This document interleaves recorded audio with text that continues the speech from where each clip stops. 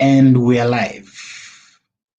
Yes. I don't know. People had waited for this for a while and they are going to take their sweet time to show up. But hi, Poetra. Hi, Robin. How are you? I'm very well. How about you? I'm awesome. I'm doing great. A few scares here and there, I think but it's a bit late in Kenya. So yeah. It's like how was your 7 day p.m. then? My day has been great. Yeah. Super awesome. Well, I have had an interesting day, so to speak, yeah. But it's been great. Like I was sharing with you earlier on the story about people just falling down and the government now opening up the lockdowns that it had put out. It doesn't make sense to many, but it's life.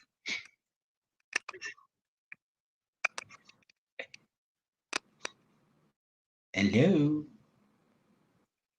Can you repeat that?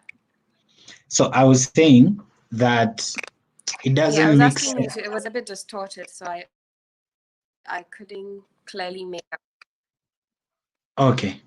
So I was saying like the government opened up the lockdown it has on a couple of on a couple of regions in the country, but this is against the backdrop of the backdrop of cases adding on top of each other, and every day new people are having COVID-19, so we don't know what's going to happen.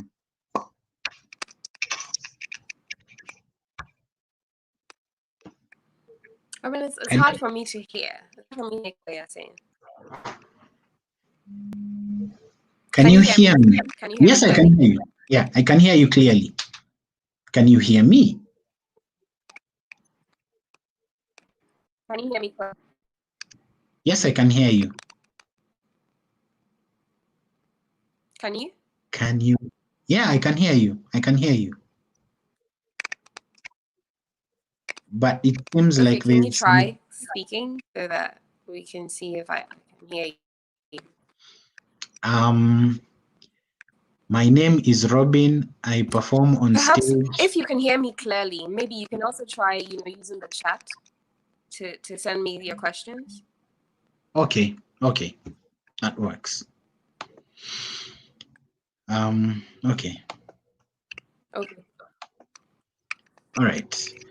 So for all of those joining us right now, I am going to be having this conversation with a very phenomenal poet. Her name is Poetra.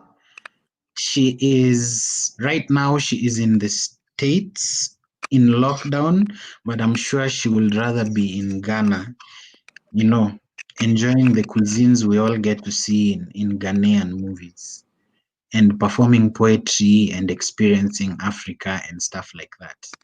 But we are aiming to have a really close-knit conversation on a number of issues, and I will just highlight a few of them in the comment section. So brace yourselves.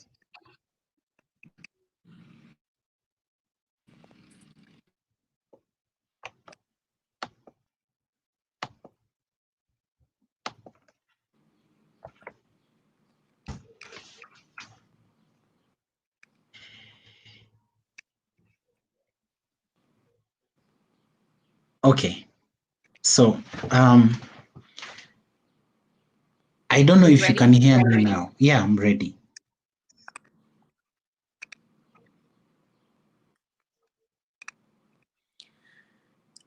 It's distorted, so I can't make out. I can't be quite sure what you're saying. Even though I can hear, it's hard to hear what you're saying. All right. Okay, let me see what I can do here. Did you want me to introduce myself? Two? Yeah, you can read it yourself. Yeah.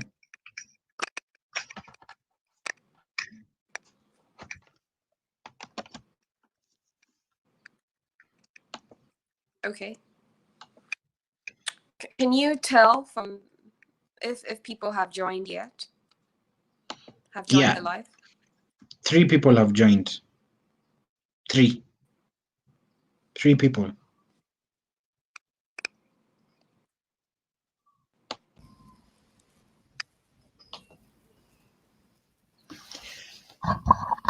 Am I audible now?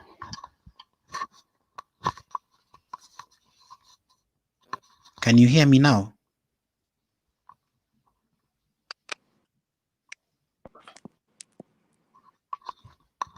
Hi. Hi, Poetra. Can you hear me?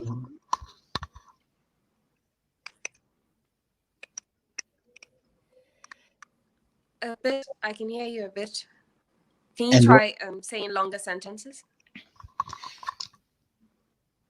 so I want us to go ahead and tackle a few questions.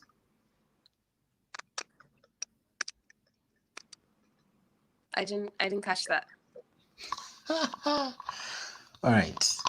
Okay. Okay. I don't know.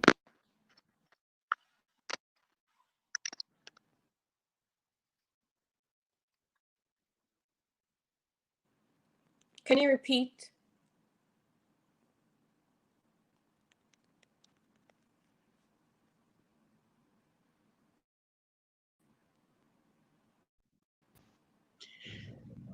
So, can you hear me now?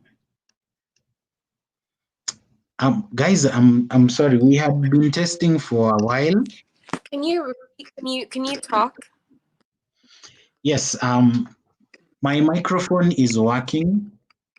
I am trying to establish whether my microphone is working. I do not know if the person on the other end of this feed can hear my microphone working. So I can hear sound. Yes. When you're talking, I can hear, Yes. but it's distorted. So Okay. I can hear sound, but I can't make out the full sentences that you're saying. So I'm pretty sure your microphone is working, but yeah, I'm not quite sure what's happening. Maybe I'm too far away. Can you hear me now?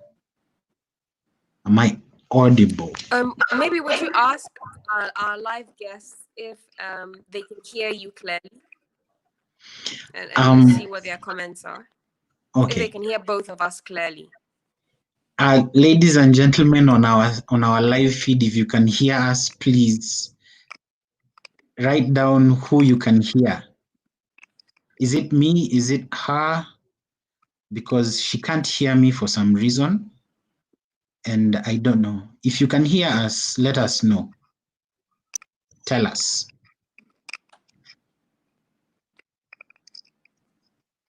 Yes? If they can hear both of us clearly. Okay. So let us know. Okay.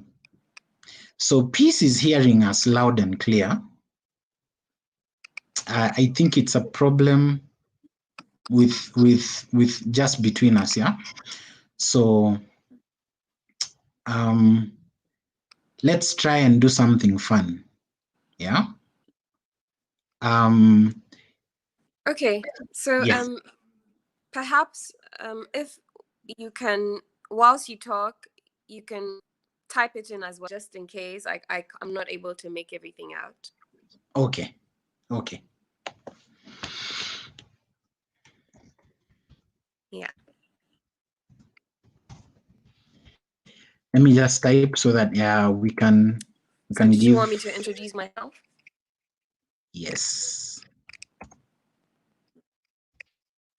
Okay. So my name is Poetra. I am a Ghanaian poet and a writer and a singer and artist. I have been writing for a while. But I have been performing for a decade. It's exact 2020 is years since I ever stage. So performing for 10 years. Yeah, I am currently in Chicago. I moved here 2 years ago to do my master's. I have finished with that, and I'm waiting for the borders to open so that I can return back home, back to Ghana. But yeah, that's the little summary about me. I have 3 major projects out, 2 EP, 1 and 1, yeah. Tell us about your EP.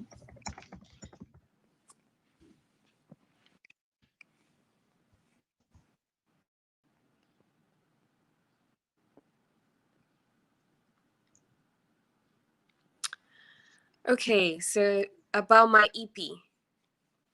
Yes. My latest EP is called Faith and Fury. And it's a combination of poetry and singing. And there's 6 tracks on that EP.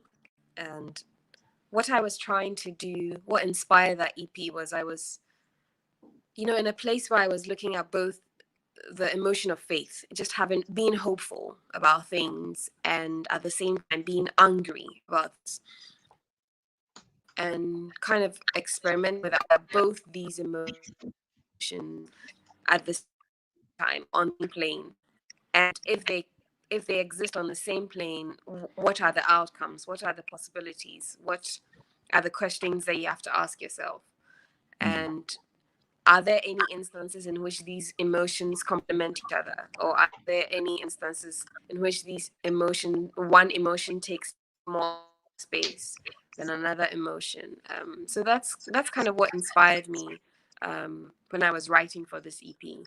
And it wasn't just my personal individual life, but it was in relation to my country, my city, in relation to personal relationships in my life, and in relation to womanhood, my existence in the world.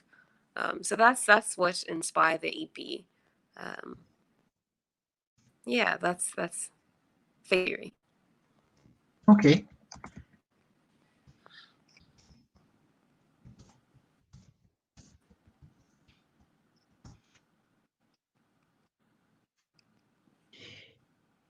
Yeah, so for those of you who can hear both of us, we I are mean, you can trying try to. talking as well.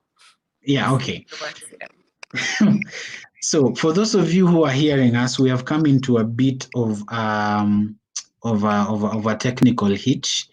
For some reason, all of you can hear what we are both saying, but we cannot exactly hear each other well because no, actually, I can hear her, but she can't hear me clearly. So what we are trying to do is the questions I had for her, I'm going to be answering them also, but I want to also, the only way I get to ask her is if I put them down here in the comment section where you can also add yours and I can get to pose them for her. So yeah, let's make this work. Yeah, awesome. So the question.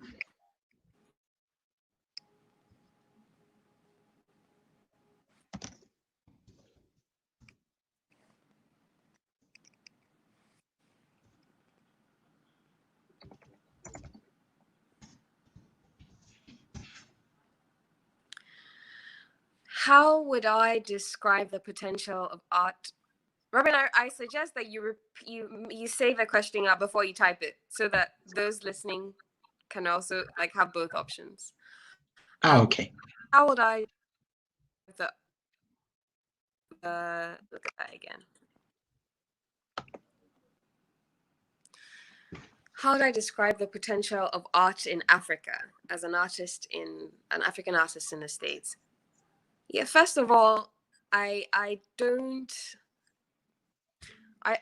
think I attach my current location to my identity as an artist. I don't think if you ask me who I am, I would say I am an African artist in the States. It's just information that I would give out if it was important for me to let you know where my location is. Yeah.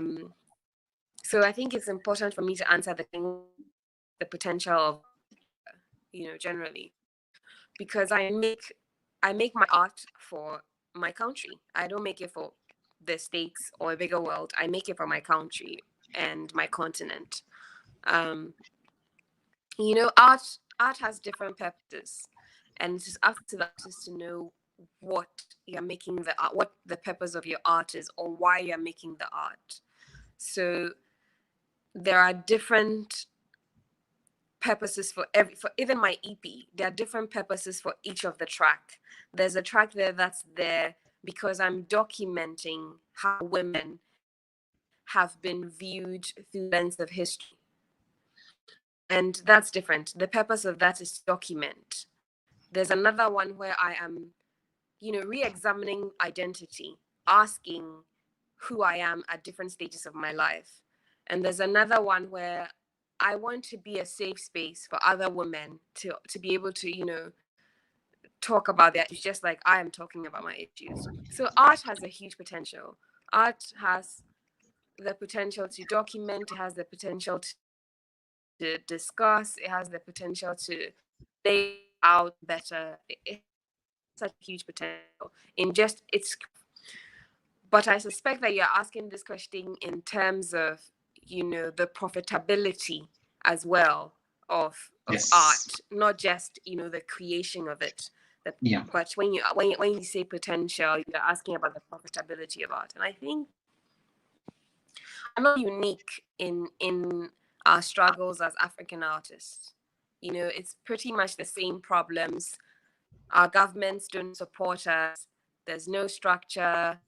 Hard to monetize because as an artist, you are an artist first.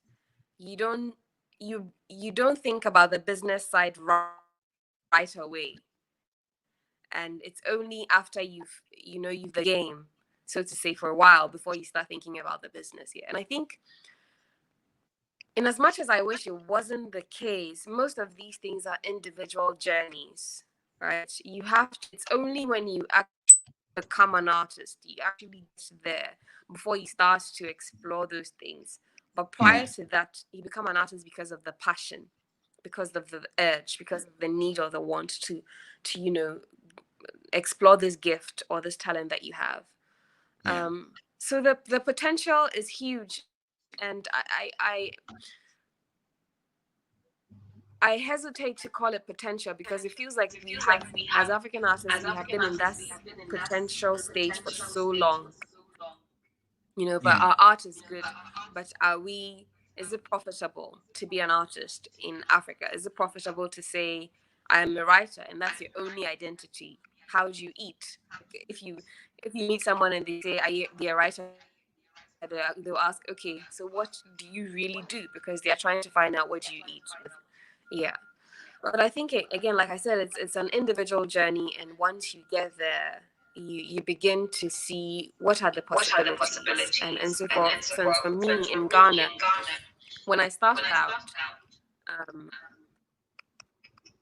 there were other women in the performance scene already, but there were so few of them. And for most of us, it wasn't a job. It wasn't, your full identity. You had other things. When I was Yeah. performing, I was also working as a systems administrator. I was performing as another part of me, right? And it took 5 years of performing before I started, actually making profit out of performance. It wasn't a fixed thing. It wasn't like a daily thing. It was occasionally, etc. And because I didn't want other women to have these problems or other new artists to have these problems, I decided that I have experienced it. I have seen how it is, and Yeah. I would love for my government to be supportive, to already have structures in place. But it means I have to do the little I can. So the best thing I could think of with my resources was to form an organization that gives women the platform to create consistently, because I believe that's one of the things that make artists profitable is branding. And to be a brand, you have to be consistent. It's like saying Milo, Nestle, right? Nestle sells Milo, but they only Yeah. make in a year. And they expect to make profit. As an artist, you have a brand, and you have to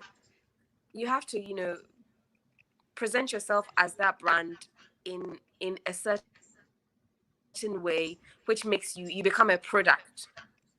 I know that these words may sound very businesslike and may sound a little less humanizing, but that's what makes us profitable, is to be able to, after you've harnessed your work, after you've harnessed your gift, the next thing is become a brand on its own, become a brand by yourself. And that was one of the things I felt was lacking in the Ghanaian community.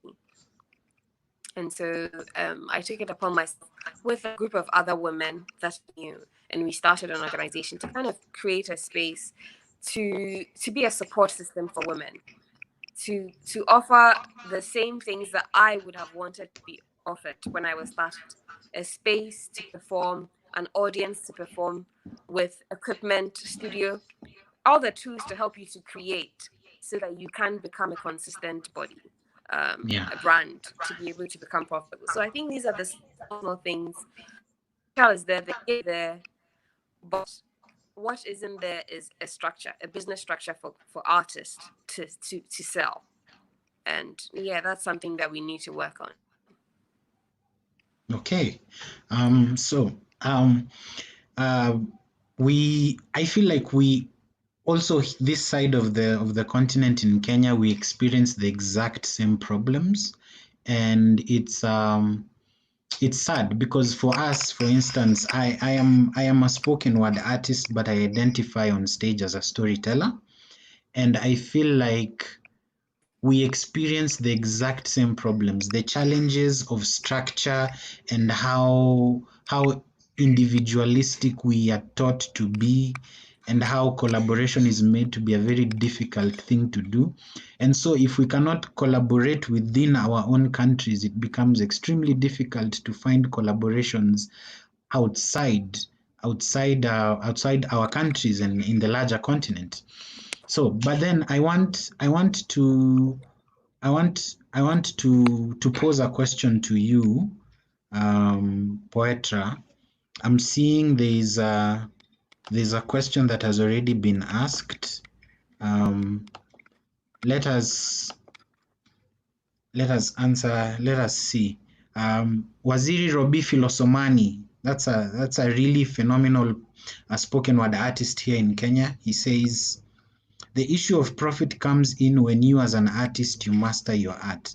Unfortunately, a lot of artists think TVs and radios is the only way of making money. Some artists don't even appear on TV but are doing well, e.g. the Benga artist from Ukambani, Kenya. Yeah, okay. So that's a comment.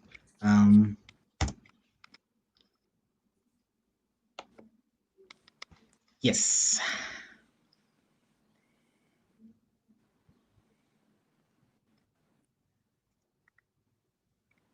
Yes.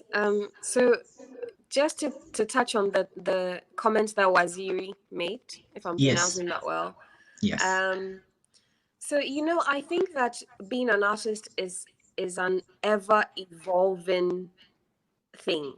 You don't you never stop learning, right? Yeah. That is to say that you don't have to I will master your art. That's not to say you don't have to become good before you can. You have to become good. You have to, and that's practice.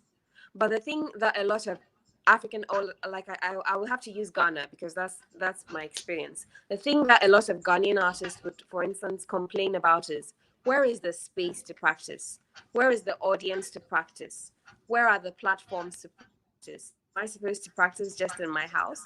Because one of the reasons I got good as a performer was because I had the space to perform in front of an audience over and over and over again, and to fail so many times, to get feedback, etc., etc.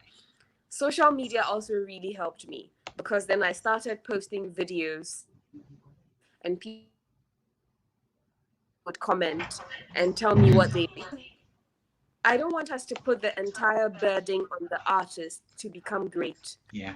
Your society, where you grow up in, or where you become an artist, contributes to how good you become. Yes, you owe it to yourself to become the best. You owe it to yourself to see your opportunity. You owe it to yourself to make your own opportunities. And that goes without saying. Like I automatically expect that every artist should be doing that. You should be trying to create all the time. You should be trying to rehearse with your own friends, with your audience, by yourself. You should be more audience. If you have only 100 people on Facebook, you should be able to share your work and expect feedback. All that, you should be able to do that. But outside of that, where do you, which community do you have access to? Which physical community do you have access to that you can show your art? Again, it depends what type of artist you are, whether you're a vocal artist or like a performance artist.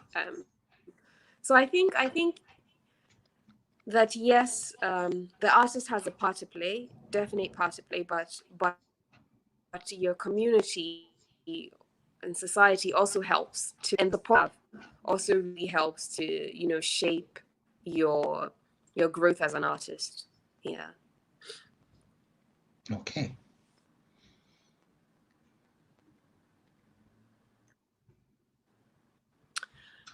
Okay.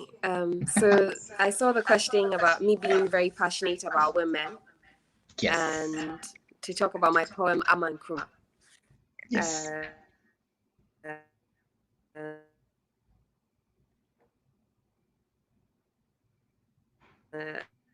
And F word. Yeah, I guess easy to talk about who I am. I am passionate about women because I am a woman myself, and so I identify with a lot of the problems that other women have. The same issue. Because my immediate skill is to talk about them, is to explore the nuances. It's a topic that's easier for me to deal with, right? It's like asking, if I were to speak my mother tongue, if I were to speak Tree, it's like asking me, you're passionate about Tree. Why so? It's because that's what I was born with. That's what I know. But yes, I think I particularly zone in into identity of women, how women exist in their community, what is going around in current issues. I do that because I think it's very relevant. So if anybody has listened to the poem Amma Nkrumah,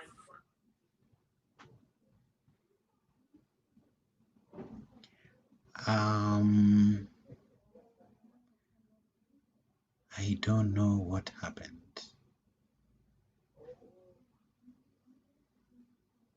Okay. So Poetra disappeared for a bit. Hopefully it's going to be a short while. But since we're here, okay. Good. Awesome. You are back. hello. Yeah, can hear you. Yes. So I was the poem Amma Nkrumah. Yes. And a brief history, if anybody hasn't yet heard about Amma Nkrumah. A brief history about Amma Nkrumah is, so the very first president, Ghanaian president of Ghana, was Kwame Nkrumah. And Kwame Nkrumah has an autobiography in which he makes reference, there's a paragraph, it's just a paragraph, where he makes reference to a woman called Amma. A woman who, she's actually not called Amma Nkrumah, but according to Kwame Nkrumah, while he was in prison, and the colonial masters were trying to make certain decisions, most of the men or most of the people were scared and tired and done with fighting.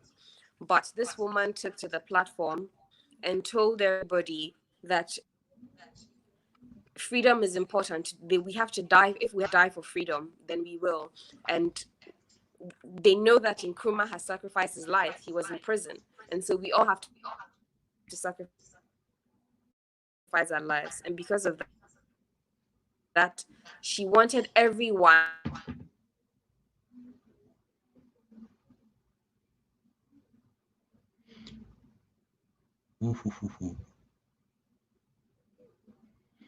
Okay. I'm sure she's going to get back, but for the 14 people who are still with us, These are called technical hitches, and they are bound to happen, especially in this time of everybody's trying to learn how to use these equipments online. Yeah, but to talk about the point, I'll attach a few of the links to the actual poem that I've asked the question on in the comment section when we are done. Maybe I entice you with a story of how I met Poetra. So, interestingly, at the tail end of last year, I decided to do a research on how best to map myself as an artist and as a storyteller in the continent and hopefully the world. And I looked out for, I think she's about to come back. I looked out for all the opportunities available to spoken word artists and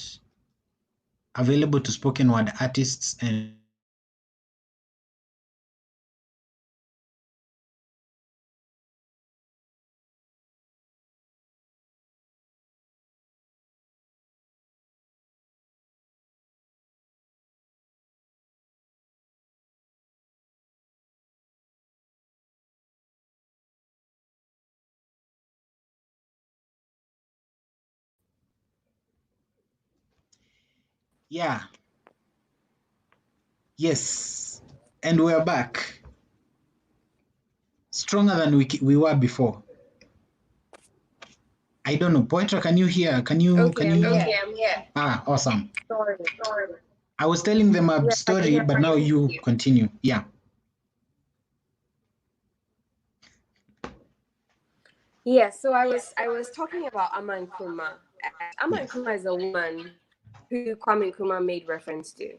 And the poem is in history, in Ghanaian history, no woman has been recorded up until Yasantoa. No woman's name is mentioned. Even afterwards, even during Kwame Nkrumah's time, no woman's name is recorded. The woman who Kwame Nkrumah's party was supported by market women are some of the wealthiest women till date in Ghana, right? And what they do is they sell foodstuffs, products, fabric, fish, tomatoes. They sell food that everybody eats. And these women were the backbone of the party, but they haven't been documented. So the thing Yeah. about, with Aman Nkrumah is we know that women have played a part in history. We know that women are playing a part now, yet they aren't being given the aren't being documented. They aren't being. The time ever that woman seems to make waves is when she's being critiqued or when she's being ostracized or when she's supposedly dancing. But when women are doing the work, we don't do that from like we do men. Right. So Ama Nkrumah was exploring that thing that in as much as we love our presidents, the people in the past, why weren't our women documented? Why didn't we give our women that same respect, that same space like we did the men? So that's some of these things. It's just I just ask myself, I wonder which women were doing the work 100 years ago or 50 years ago before independence, 70 years ago. I mean, what were those? How many kids they had? What did they like? I want to know these people because I strongly believe that if we are able to study our elders truthfully, accurately, we can be able to compare what worked in the past, what didn't work in the past, with what is working now, what are reoccurring, etc., etc. So that's Nkrumah, about um, with this poem. Yeah.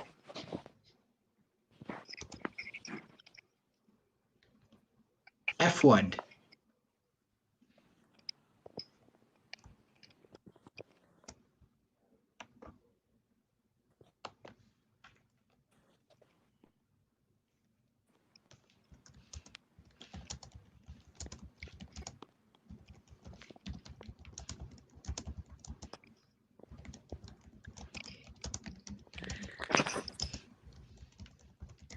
Robin, you want to talk about Yeah, F word, yeah. Robin, can you hear me? Yes, I can hear you. I can hear you. Hello? I Okay. can hear you. Leave.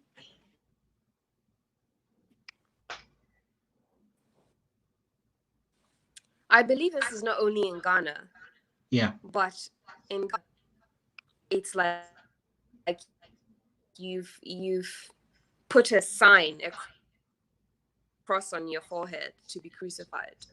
There are so many definitions of who a feminist is supposed to be. It has become a swear word. It has become a curse word. It has become, something not to be identified with. And examining the identities that people attach to both the word and the movement of feminism. So it wasn't even related. It wasn't just only related to the Ghanaian community, but it was related to Ghanaians and Nigerians online, just what their idea or their perception of feminism was. So F word in some places is being sarcastic, in some places it's questioning, in some places it's being rhetorical. And so F word, explores the different identities or the different definitions of feminist and people.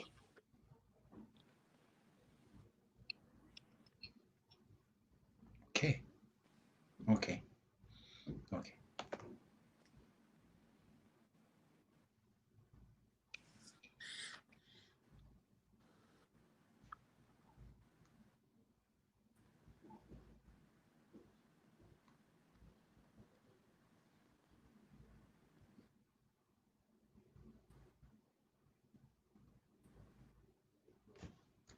Hello, Poetra.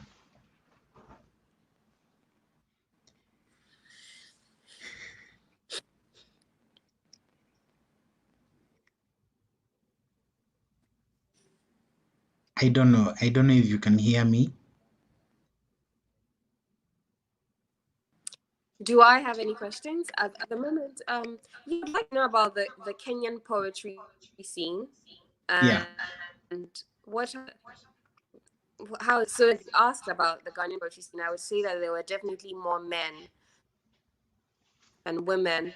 I would say that the women tend to be very interested in issues.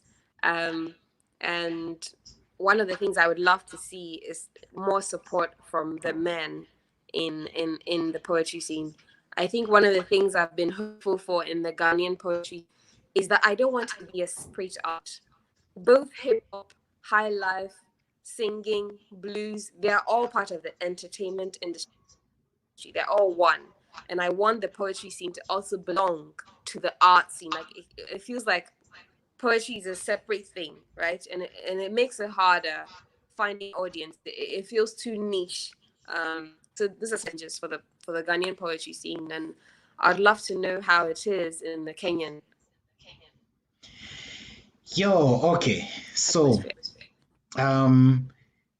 my Kenyan battalion, all 11 of you who are watching, I want you to tell her in the comment section how it is in the poetry scene in Kenya, especially wewe Waziri Robi Filosomani, tupatie uhondo.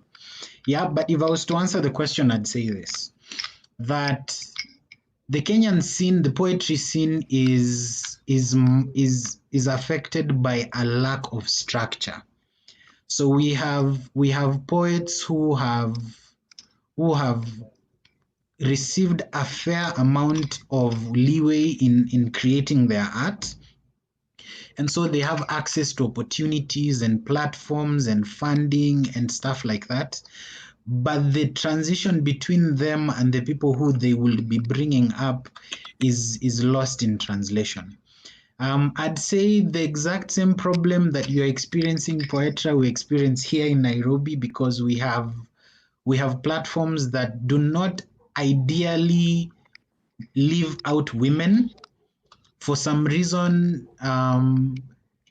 the stakes are placed in such a way that I feel does not reflect the challenges women have to go through to get to these platforms and these events and these opportunities. So for instance, for us as a man, when you want a platform, you get to a show and you ask the person curating the show, can I perform? And it's really simple. It's a yes or a no. But when it comes to a lady, I feel like the dynamics change because of how we are socialized as a society, and especially as men, because the idea that men get stuff from women, and that any woman you meet is somebody who you can, coerce into something that is not related to why they are meeting you, I feel is a problem. Because to use the same example, a woman who is a poet would want a platform to perform, but if it's a man who's curating the show or the platform, they would allow it.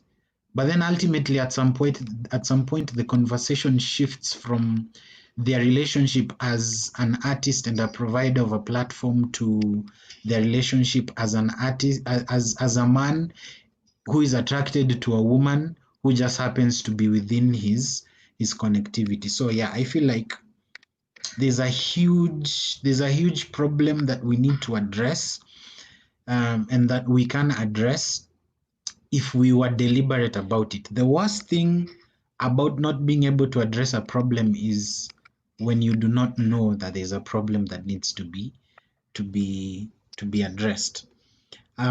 So I want to ask Poetra another question before I ask her to perform for us.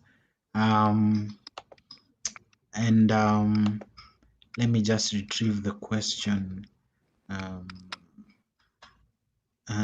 Okay, what? Okay, awesome. So,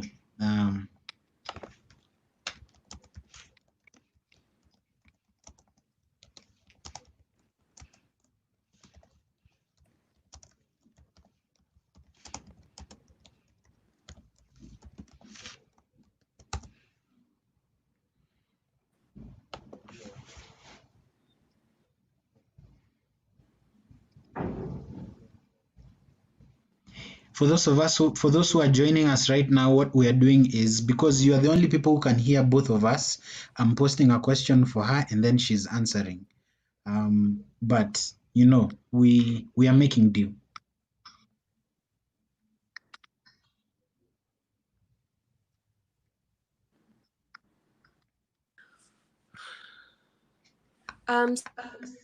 So what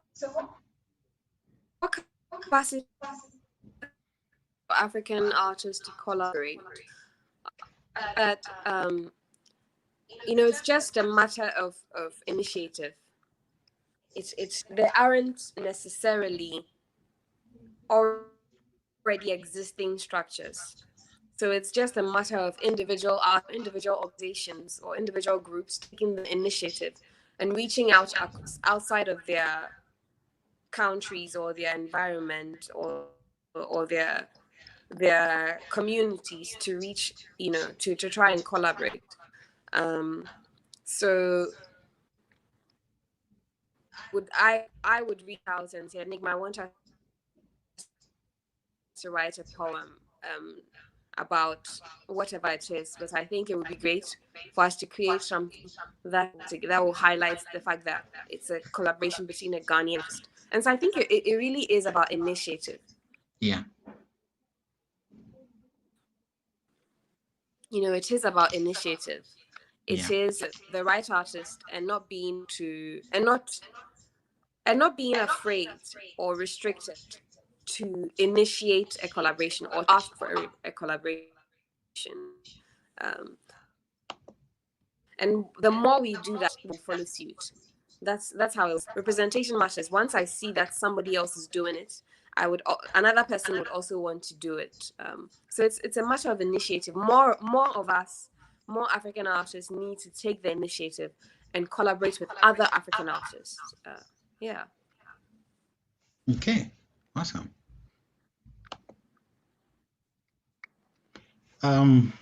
Waziri Robi Filosomani says, we are struggling a lot.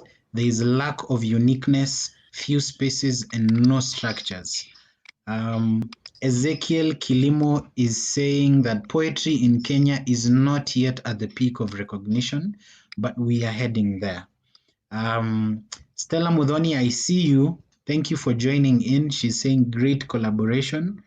And yeah, that just covers about everything. So let me ask Poetra a question.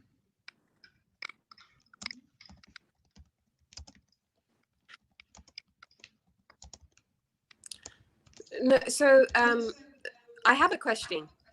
Yes. Yes, ask. So enigma.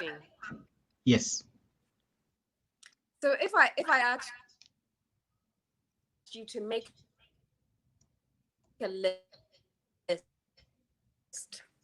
right? Yeah. If I asked you to make a list of 10 who have at least one project, or let's say that you can point me to, is that possible to make a list of 10 poets whose work I can access over via the internet?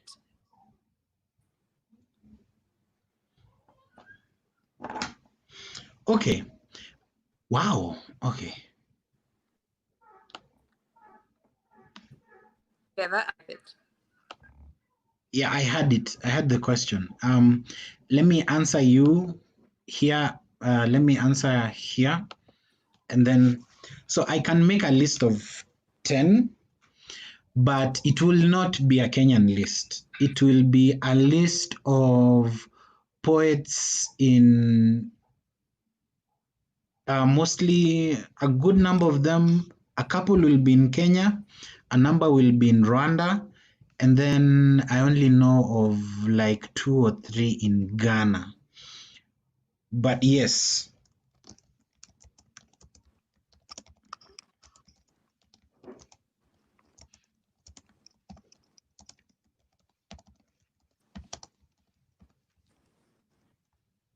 I didn't hear that. Say yes.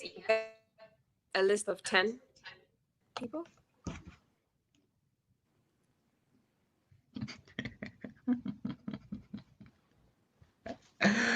Yeah, I will make a list, but I will struggle. But I will really struggle. I will really struggle. Okay, so I've seen your answer. So Yeah. you know, the thing with being an artist is you have to create. So that's my thing with the whole thing about African artists. You have to create, even if it's trash, right? Unless you get the trash out of your system, you won't grow beyond that.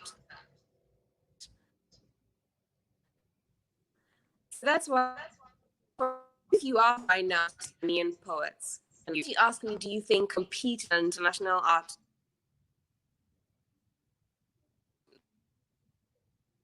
like anything, can represent Africa? Maybe the number will reduce. That I think in every community you have to be able to find artists who at least are doing the basic work of putting out work. Create, because you have to keep creating. That's why I really believe in consistency. You have to, and that's what brands you as an artist. You have to create a community yourself, and by doing, and the way to do that is work. You have to have a body of work. It's just like saying I'm an author, but I only have one poem. I can't. It doesn't make sense. To be an author, I have to have a collection of poems, and so as an artist, you have to have a body of work. You have to have more than one thing that I can. And yes, I think that's the first question that to ask in the Kenyan community: are artists creating enough works to be critiqued? Who is doing the critiquing? How is the critiquing being done? Is it constructive, etc.? Um, so I think that's a place to start from. You know, um, just seeing if the artists are actually creating. Okay. Okay.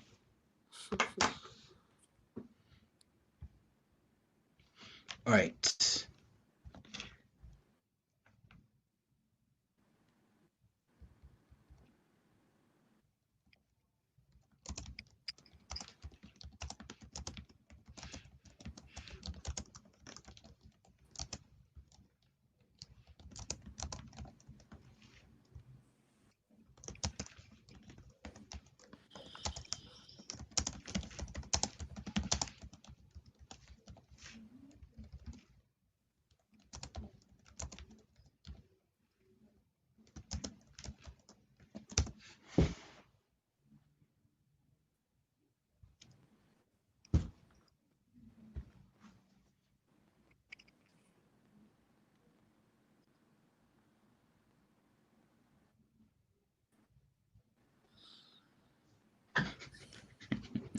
Um, I would love to come to Kenya. So, there are two projects or two initiatives that I have going on. One is one is 2 years old.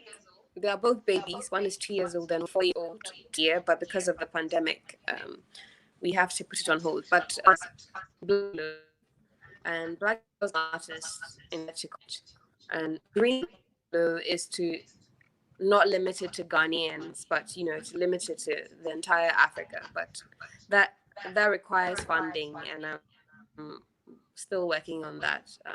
But another thing that I do is a journal, a digital, a magazine, a literary and arts magazine. And for now, it's for Ghanaians only, but opening it to idea. And yes, one of the things is I would love for there to collaborating, creating, and being introduced to the Ghanaian audience, as well as bringing their own Kenyan audience, and to also initiate collaborations between Ghanaians and Kenyans.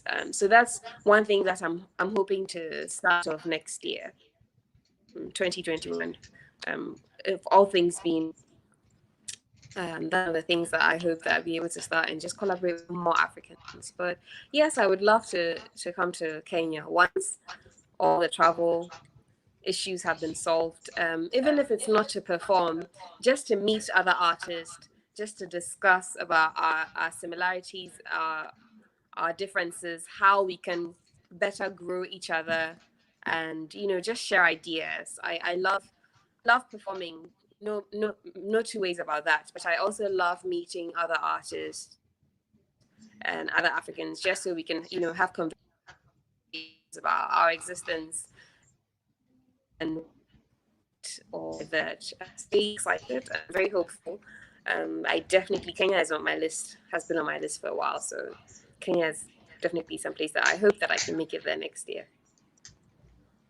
Okay. Awesome.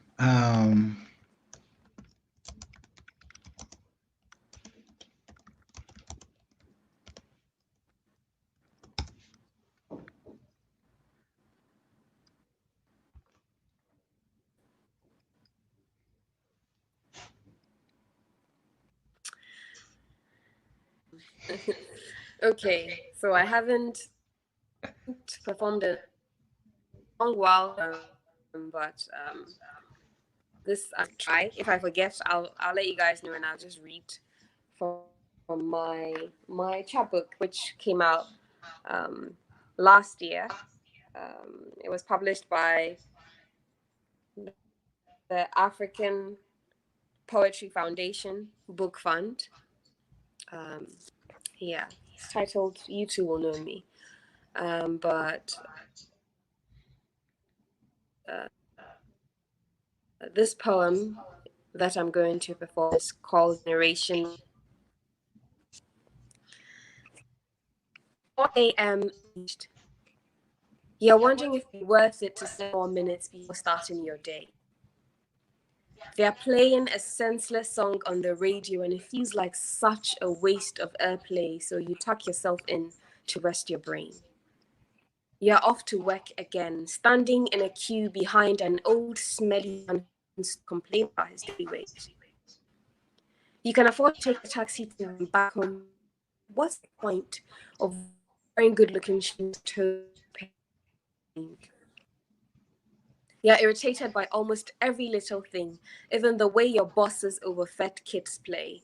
And you realize with a terror that while you were grieving lost dreams, time was whiling away. But it's not so bad.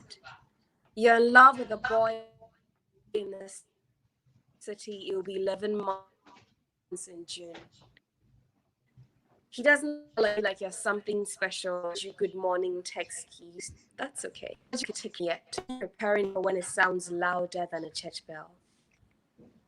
And at the end of the day, you take your clothes off,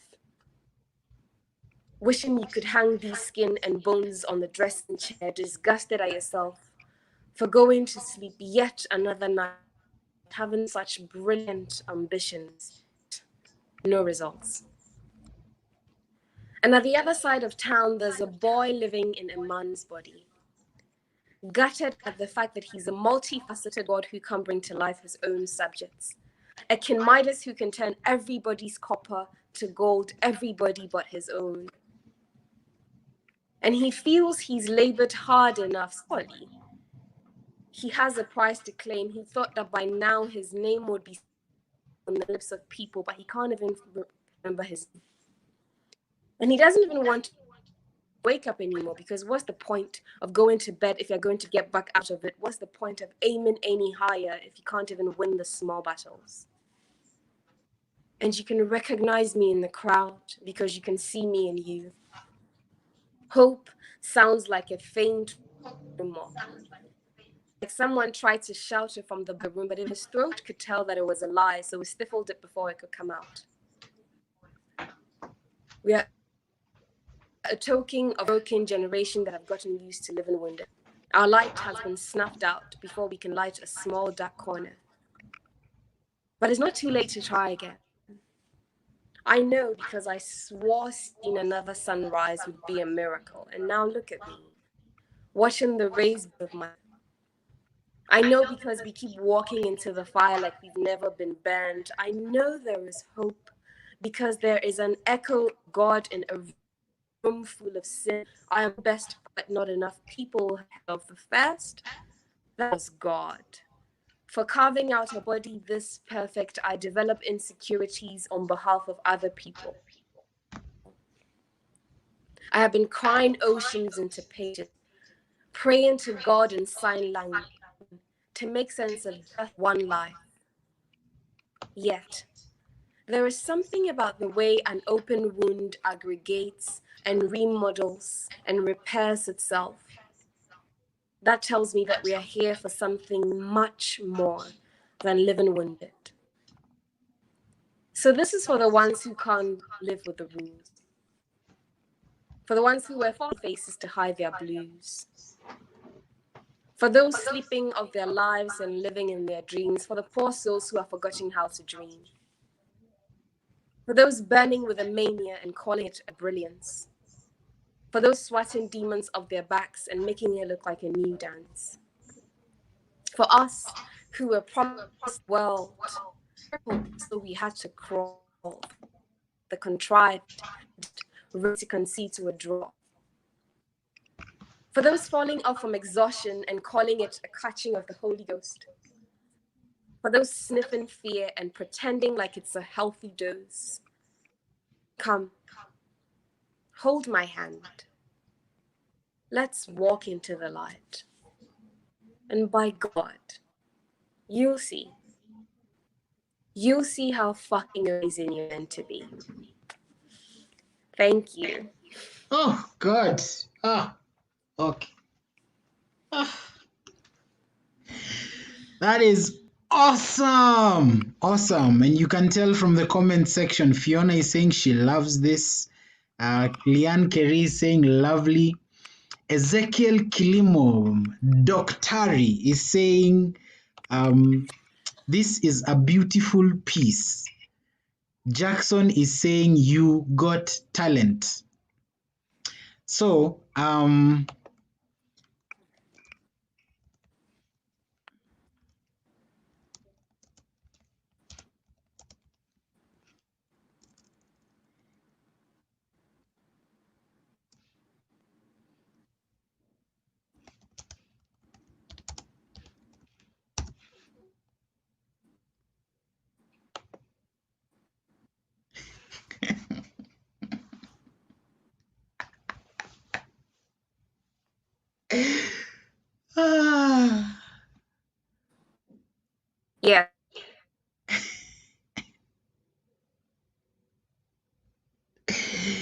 Yeah, Peace Lois says that was a beautiful piece from Poetra. Okay, so I don't know if Poetra you'd be able to hear this, but that has never stopped anyone.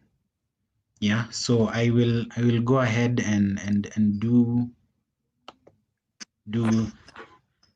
something. So the following piece is we have these shoes that are made from rubber. So they basically carve out rubber from a tire, and then they attach laces where your feet can be held. In Kenya, we call them akala. I don't know what we call them in Ghana, but this is a poem for World Refugee Day, which was just concluded a week or so ago. I hope you guys enjoy. When you write on a piece of paper the letters A, K, A, L, and A together, the word you get is akala. When you hear the question, can you walk a mile in my shoes? You will imagine that whoever is asking you this question sees their own struggle as one that is inherently bigger or better than their own, and that you could not possibly understand what they may be going through. Akala, a commonplace shoe among many low-income earning Kenyans, you will find it sold on the streets of the big city. And for a little over $1, which is more than many have to afford for the luxury of footwear, when you hear the question asked, can you walk a mile in my shoes? It is not an akala that will cross your mind, no. You will not see the rubber stripped from a decommissioned truck tire and carved into the semblance of a shoe. You will not understand how easily it carries the weight of the person that wears it or what places it has traveled to long before it was a shoe. When it creases the floor with skid marks, you will see it as an unwelcome disturbance, a nuisance. When a refugee asks you, can you walk a mile in my shoe? You will struggle to reconcile what they mean. Was that a rhetorical question? Was it something that people just say? When someone asks you if you can walk a mile in their shoes, maybe it's not their shoes they want you to walk in. Maybe the shoe is not as important.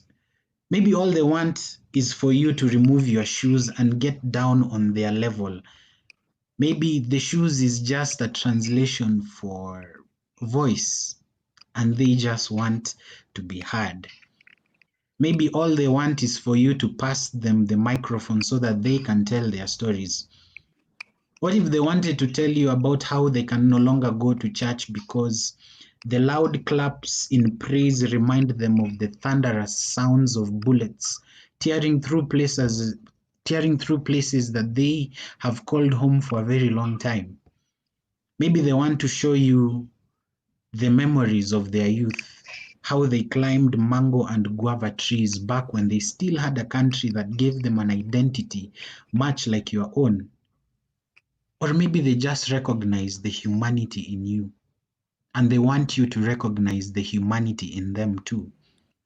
You see, when a refugee asks you if you can walk a mile in their shoes, it is not so that you can relate to them by the realization that, alas, their feet too sweat and that they are human. No. When a refugee asks you if you can walk a mile in their shoes, it is because we are all human beings, and human beings have feet, and feet demand to be dressed in shoes. Sometimes, we don't get to choose which shoes we get to wear. Sometimes it's a fresh pair of Jordans. Most times, it's a durable pair of Akala. And the audience made a lot of claps, and they roared for the two performing artists who are performing. So thank you so much for joining in our live session. I wanted us to have this for just 1 hour. That's great. And That's great. yeah, so Poetra, do you have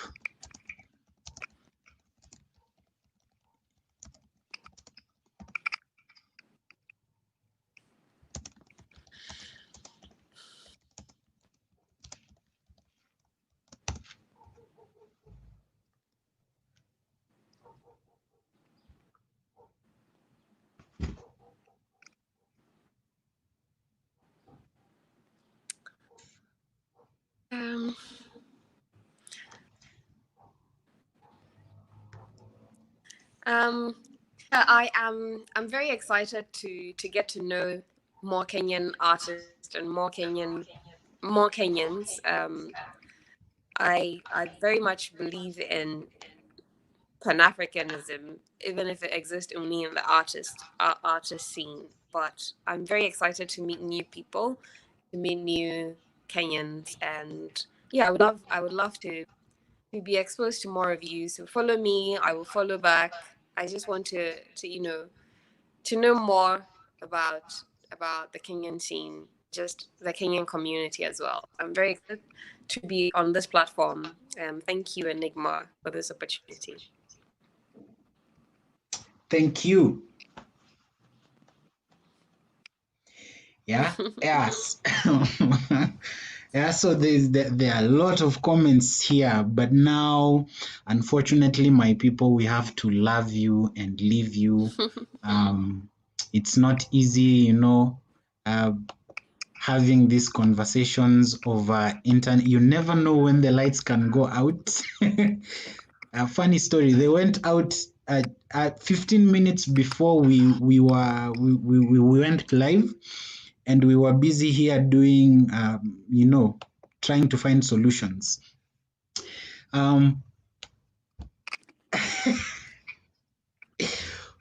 Poetra, I was told to tell you that you're very, very beautiful, and I see the message has been delivered by the person who sent me. Okay, awesome. Uh,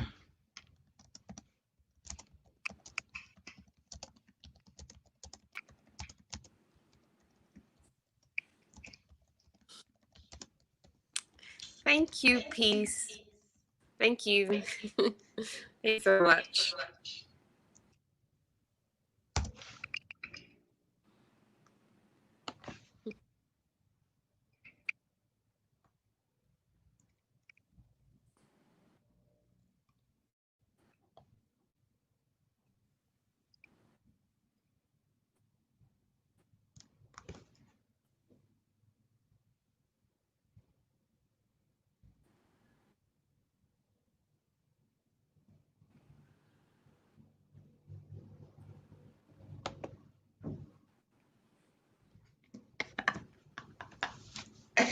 you see?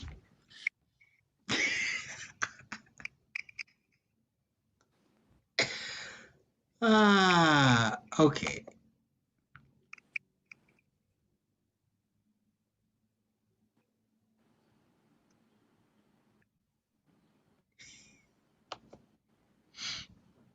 Okay, so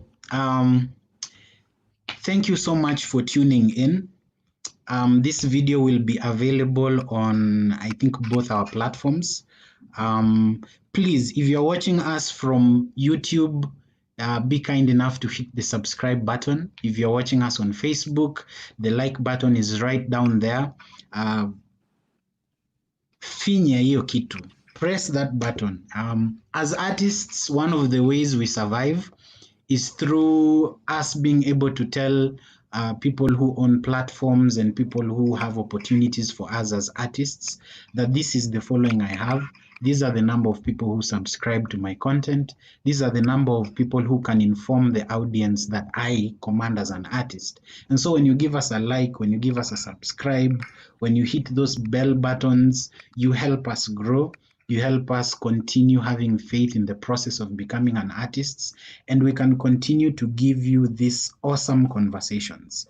So, Poetra just left us, but I really, really, really hope you enjoyed this live broadcast. After a while, in a few days, I might be bringing you someone else. I'm not at liberty to say who that is right now because they have not confirmed. But as and when they do, be sure that you, my friend, you right there, you will be the first one to know. Okay? So again, don't forget to hit that like button. I'm seeing you. But asanteni sana, I love you, and now I have to leave you. It's been real.